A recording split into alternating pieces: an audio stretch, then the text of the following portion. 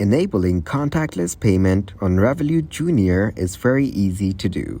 Today I'm going to show you how to do it. Log in to your existing Revolut account or sign up for a new account if you don't have one.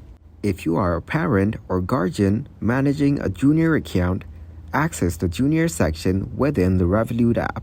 Verify and set up the Junior card associated with the account. This process may involve confirming details and activating the card.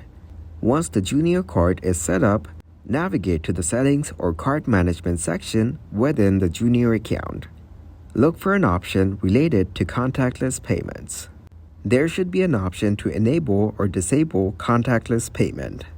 Toggle the switch to turn on contactless payment for the Junior card. Some accounts, including Junior accounts, may have transaction limits. Make sure to set appropriate transaction limits for contactless payments if needed. Confirm that the security settings for the Junior card are in line with your preferences.